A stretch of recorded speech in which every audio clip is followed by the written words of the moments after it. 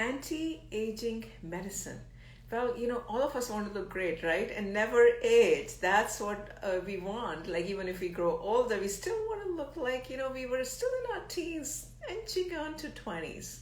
But that's not how it happens. All of us start aging, but how can we age gracefully and healthy? So, and we are talking about anti-aging medicine with a naturopathic doctor. She specializes in anti-aging medicine. So I have invited Dr. Terra Winston, a naturopathic doctor. She is skilled in the injection therapies like such as peptides, PRP, prolotherapy, ozone therapy, IV therapy, as well as some other medicine therapies such as craniosacral therapy. So hang on for 1 second, and Dr. Terra, she should join me in 1 second, and we will talk about anti-aging medicine. If you have any questions, you are welcome to kind of put it in the chat window. And I do want to say that this is an educational session only. Just don't listen to me and start doing all kind of things by yourself. Take peptides and all those things.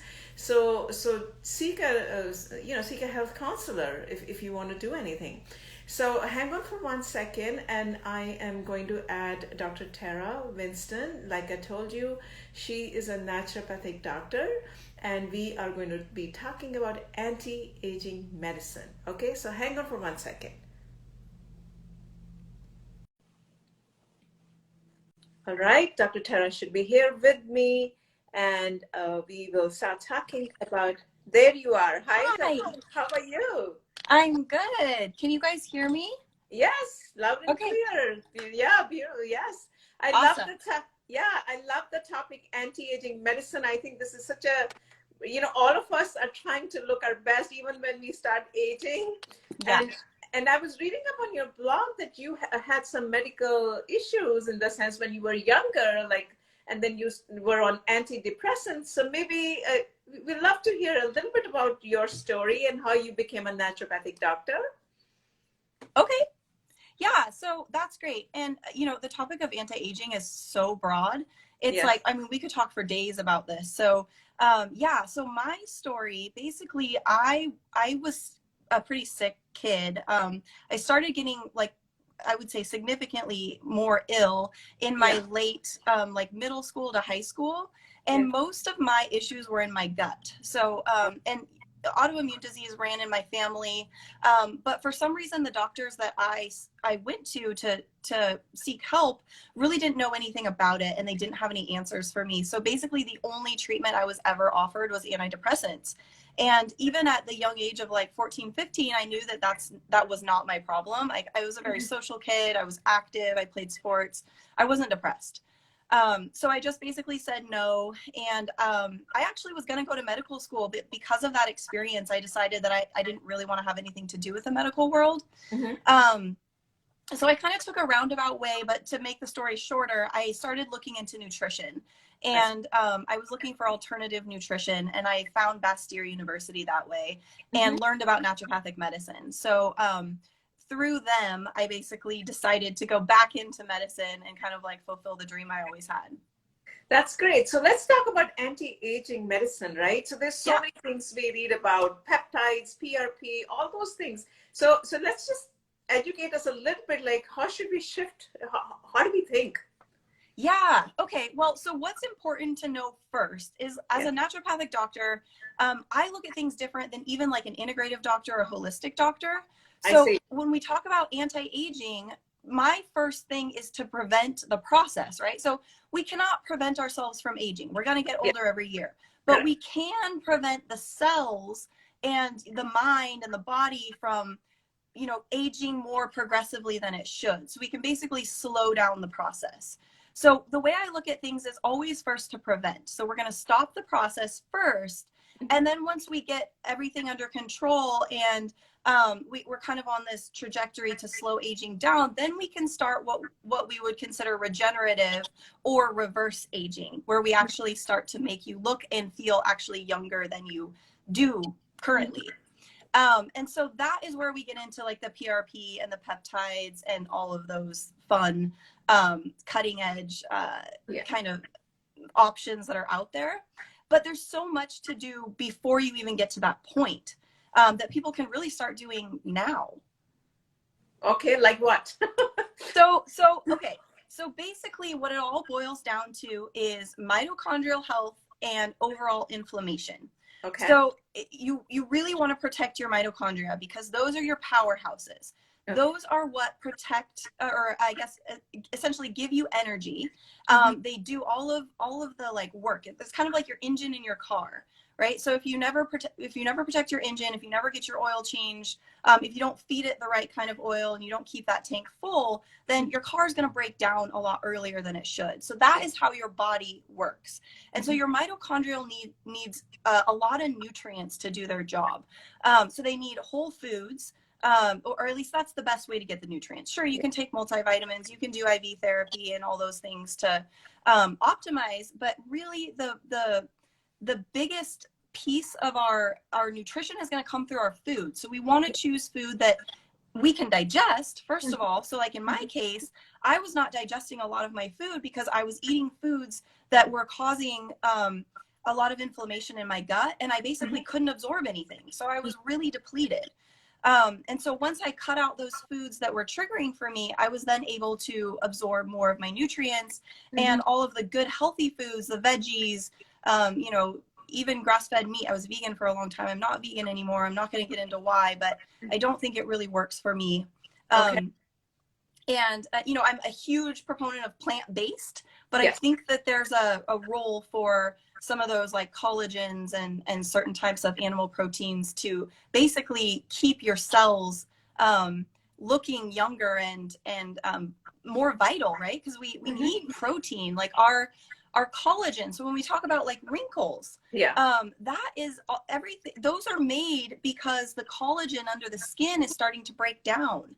And so the easiest way to get collagen is literally to eat it. And you know, there's other ways of supporting that, like vitamin C. But really we need to feed those cells. And so yes, IV therapy is great. Multivitamins are great, but really it boils down to food. And I know you talk a lot about food, so that's great. I think a lot of people that are joining us today probably already have the diet dialed in, and that's an excellent start. So along with food comes hydration, because our cells are 60% water. Our whole bodies are 60% water. And if we start depleting that water, then our cells start to shrivel up. It's like we become a raisin, and raisins are wrinkly. So if you're dehydrated, and you might even notice this on a daily basis, if you don't drink enough water today, tomorrow your skin is going to look older. So the best way to do that is then to reverse that is really just to hydrate. And I think that gets like overlooked so often. So you talk about the collagen, right? Eat the collagen. So what type of foods that people should eat that has collagen rich? Yeah. So the easiest form is really just to buy collagen peptides. And you'll hear some talk in like the beauty industry about like hyaluronic acid. That's something that's kind of, it's sort of incorporated into collagen. And so I'll just tell people to take a general collagen supplement, and you don't need to get so fancy as to take hyaluronic acid. You can actually do this very simply at home by making a bone broth. Oh, yes. And it's super easy. It's mineral rich. So you're feeding your mitochondria those minerals.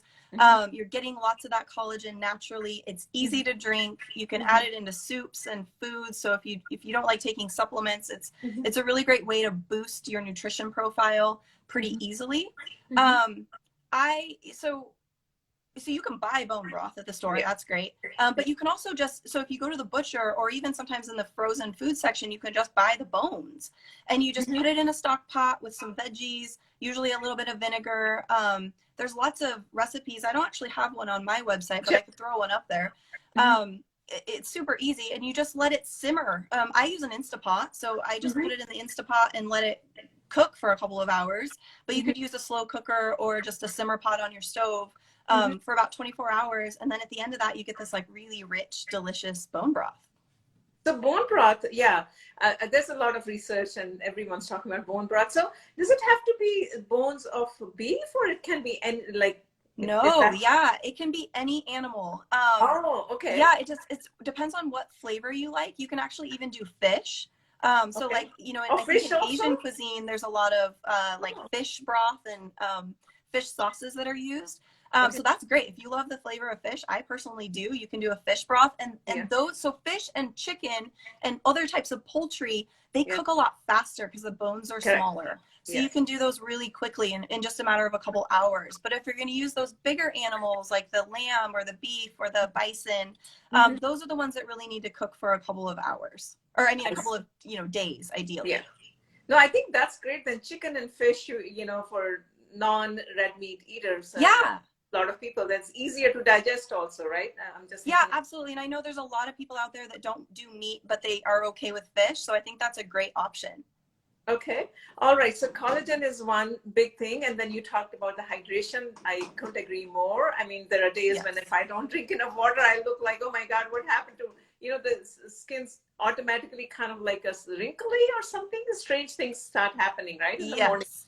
Yeah. Yes. So, Yeah, I know when I wake up in the morning, if I didn't drink enough water the night before, and I'm like, oh no. So I run and I get my mason jar full of electrolyte water. And so that's one tip I have. I always, so if I am feeling dehydrated or I'm feeling like, I use this analogy a lot. If I feel like a plant where the water is just sort of running out the bottom of the plant and it's not actually absorbing into the soil, yeah. that's usually because you don't have enough minerals.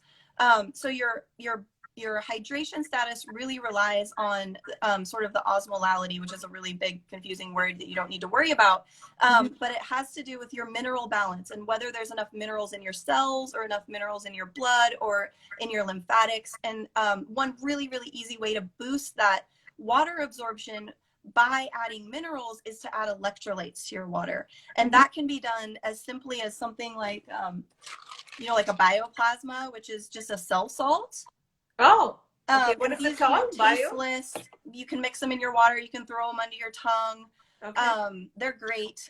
But I also like the flavored electrolyte water, Mm-hmm. mostly because sometimes water doesn't taste good to me, or it's boring, or Yeah. I just want to, I'm not really in the mood to drink, but I know that I need water, so I throw some electrolytes in there. And I always buy the kind that's not sugar free, so I'm not spiking my blood sugar, because that's important too. For aging purposes, we don't want our blood sugar going all over the place. So choosing sugar-free electrolytes are a really great way to make sure you're getting enough hydration. Okay, so hydration, collagen, and then what else for anti-aging? I mean, just making, there's an exercise, there's a yoga, pranayama, of course. But Yeah. Oh, of talking, course. Yeah. Exercise food. is huge. So Yeah. this sort of plays into that overall inflammation modulating. So Yes. if your body is inflamed, and whether that's because of illness, infection, blood sugar imbalance, hormone imbalance, toxin exposure, then your body's going to age faster. So we sort of call it inflammaging. So we want to reduce inflammation. One of the best ways to reduce inflammation is through movement. And that is important. And it's important that your movement, just like your diet, is tailored specifically to you. Yes. So for some people, they do better with a more intense, high intensity interval training, short duration type workout, and other people are going to do a lot better with just like a 20-minute walk around the neighborhood. So exercise does not need to be whatever the trend is in the news.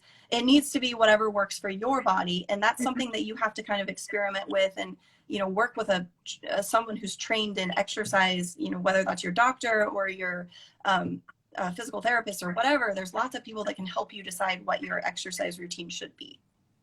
Okay, and then what else? Any other food groups that we should focus on besides, of course, the things we talked about earlier? Yeah, so I mean, I think the way I approach diet is a little bit unique, because there's general food guidelines that are important for everybody, right? So we eat whole foods, plant-based, but a little bit of room for protein, and preferably you're cooking at home, seasonally, eating organic. If you're going to eat meat, it's grass-fed or sustainably raised, low mercury fish, etc. But beyond that, there are certain foods that just do not work for certain people. And this is what I think doesn't necessarily get addressed all that often. So I think it's important to figure out what foods work for you. So, and then within that, you create a healthy diet. So I guess what I'm saying is it doesn't mean that you can't ever have treats.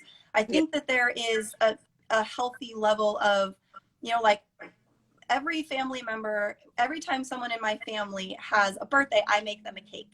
Okay. And it's not a super healthy cake. It's a cake, but it's gluten-free and it's dairy-free and it's egg-free. And like, I can eat it. Right. So I make sure I get to eat the cake and they get to eat the cake and we all enjoy the treat, but it's not going to hurt any of us. Like, it's not going to cause massive inflammation in any of us because we all eat a relatively healthy diet otherwise. And we're not putting ingredients in that cake that hurt us. So I guess I can't really get into anything more specific than that because it's individual to each person. Like, I have seen people that are sensitive to coffee or coconut or eggs. And the only way you're going to know that is if you do some sort of elimination diet or a food sensitivity test or, there's blood tests, there's Carol sensitivity testing. There's all types of different ways to figure out what foods work for you. Sure. And functional medicine, to your point, is personalized. And so is naturopathic medicine and even Ayurveda. You know, all these medicines, they're talking about the personalization based on your constitution, whether it's diagnosis, testing, or what have you, and that's how you should eat, right? Yes, absolutely. Yeah. Okay. What else? I know we don't want to talk about peptides and all these kind of PRP. You know, those are kind of external therapies. This is not food as medicine. What else would you like to add to the anti-aging? Well, so I mean, there's so many things to talk about. I guess the only other thing that I would really that I kind of had on my list that's important is, you know, I think for most people, when they talk about anti-aging, they're mostly talking about their face, right? So that's the biggest complaint because that's what's forward facing. That's what everyone sees. That's what you look at in the mirror every day. And so this is something that actually I will admit to overlooking until about the last like 3 or 4 years.